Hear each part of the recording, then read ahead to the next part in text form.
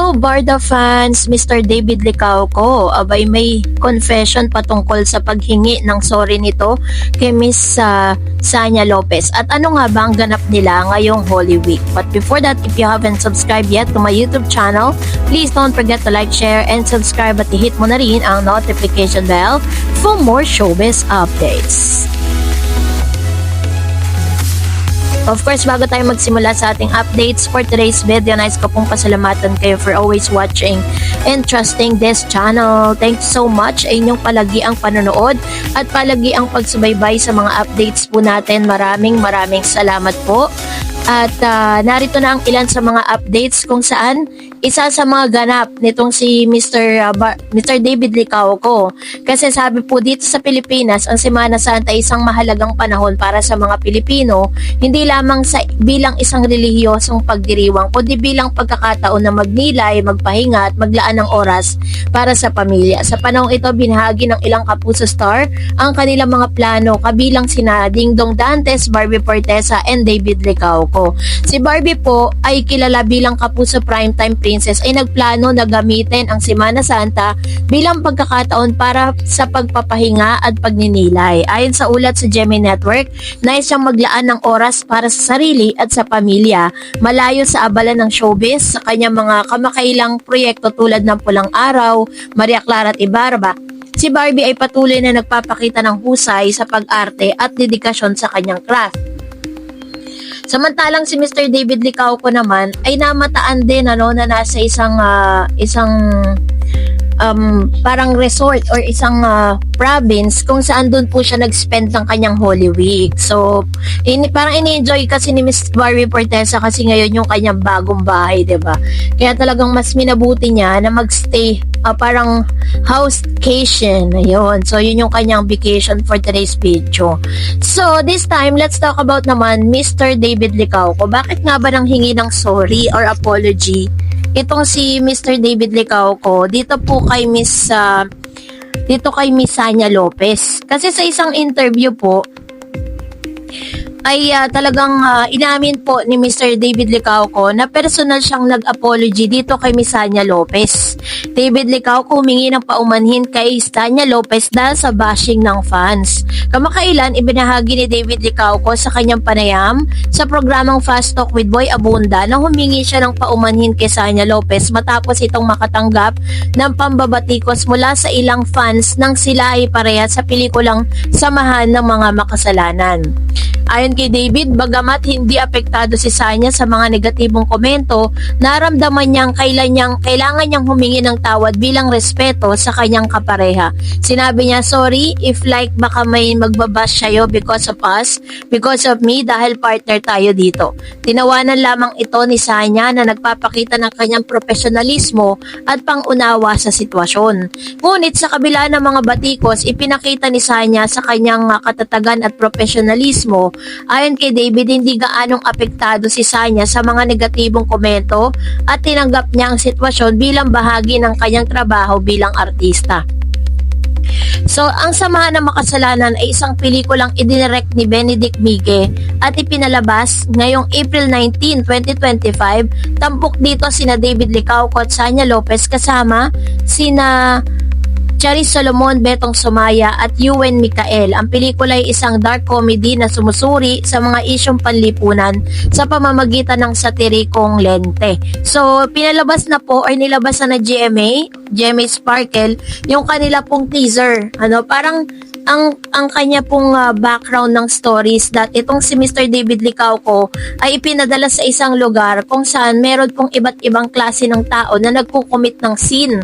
Marami ng mga pare ang ipinadala sa lugar na yon, pero parang hindi nagtatagumpay, umaalis kasi parang failed sila na maipalaganap ngayong kabutihan dun sa lugar na yon. Kaya si David Licauco yung dinala sa lugar na yon para po ma-encounter niya iba't ibang mga tao doon na nagkukumit ng kasalanan. Kaya pala, ang title is Samahan ng Mga Makasalanan. So, paano kaya babaguhin ng isang David Licauco yung lugar na yon?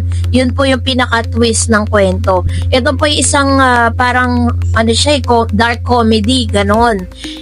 At yun po yung kaabang-abang, ano. So, punta na po kayo sa sinihan ngayong araw ng Sabado, no, April 19, 2025. And for that, narito naman ang ilan sa mga komento reaction po ninyo patungkol naman sa ating latest update. So, natin si Miss Estrelita Godoy. Sabi niya, yeah, it's good to be true. A little hello and greetings is enough. As good, well-behaved person, Barbie even mad at someone, she tried to tell them subtly yet efficiently. Sometimes she's over. Think of the past but end up reminiscing the pain of relatively betrayal. She even tried to divert her attention to more productive things. She kept busy on running marathon, pilates, tennis, and she once enabled to fun run for a cause. Go Barda Barbie David. Explore, enjoy what was meant to be in love. Top 1 and bankable star. Ayan. So, ganito kamahal ni Ma'am Estrelita Godoy ang Barda, ano. And aside from that, sabi ni Miss Adoracion Ginto, kaya nga yung mga bashers na yan, tigilan na ang Barda. Hayaan nating mamahalin ni Barbie ang kanyang sarili ngayon. Unti-unti niyang nararamdaman na wala nang iniintindi. True.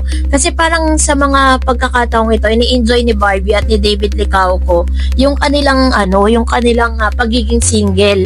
Hindi naman porket single silang dalawa, ready na sila to have a relationship, 'di ba? Hayaan natin na let's go with the flow. Sabi niya pa naman si Lolita, tama po kayo, ayaw nilang aminin kasi mababash sila. Ayun. So ito naman yung kanyang komento with regards to this. Marami kasi nagsasabi na parang kulang na lang talaga yung confession ni Barbie tsaka ni David na aminin nila sa publiko that they are in a relationship. And sabi ni Bernie Dizon, naku Miss Barbie doll, huwag ibigay lahat ang feeling mo kay David, baka masaktan ka. Masaktan lang tayong lahat. According sa mga bashers, ayaw ka daw ng family ni David. Huwag ka lang too much fall in. Baka masaktan pati kami mga fans. Sana David don't listen to his family. Sa kaya nila nakuha at napulot tong balitang ito. Actually po, very supportive pa nga po yung family ni David kay Barbie, 'di ba? Kung matatandaan niyo, meron pong isang interview or guesting itong yung mami ni Mr. David. Sinasabi niya na she really parang admire Barbie. Sabi ni Res Espinosa, Miss Barbie, huwag kang maniwala ni David dahil hindi yung totoo na may pagtingin siya sa'yo. Maniwala, naramdaman ko ang ginagamit ka lang niya dahil sikat ka. Lumayo ka sa kanya, pabayaan mo siya kung sino ang kasama niya bilang partner. Tingnan natin kung mag-click ba sila sa mga fans. Ayun. So, ito naman yung kanyang comments with regard. Marami rin kasi talagang parang iniidolo nila Barbie alone lang, 'di ba? Meron din naman David alone. Meron din naman talagang super strong na Barda talagang kanilang sinusuportahan. So kahit sino pa yung sinusuportahan natin, ang pinaka the best thing na pwede natin gawin is hangaan lang natin pero wag natin siraan yung iba para lang umangat yung isa, 'di ba? Sabi ni Miss Meng, yung ayaw nila kay Barbie o di wag, ihanap nila ng ibang collab team si David. Ang pamilya ni David ang maghahanap. Di naman makikilala si David o Jack Roberto. Kaya kung si Barbie, wag nga silang kontrabida. Kung ayaw, di wag. Dami nakapilang gustong makalab team, manligaw, makipagkaibigan kay Barbie. Kaya Barbie, please lang, wag ka nang pa-fall masyado kay David. Distansya ka na habang may panahon pa. Ayan. Ito yung parang do we have the right na parang makialam or magdesisyon para sa kanila. Parang, 'di ba? Sabi ni Miss Helen, ang dami pang magkandara pa kay Barbie, maganda at may pera. Hindi niya kailangan ang mayaman, yung mapagmahal na lang ang totoo sa kanya. Ang dami diyan, mayaman at gwapo na magkakagusto kay Barbie. Ayun. So, ito yung kanyang komento with regards to this, So, salamat po ha sa inyong mga comments. And another comments, so, meron pang bago nagkomento dyan na parang sinasabi nila na marami talagang anti-David, So, hayaan natin si David at si Barbie ang mag-decide. And that's it for today. For more videos and updates, please don't forget to like and subscribe. And please don't forget to follow my Facebook page, Dar Eds TV. God bless everyone!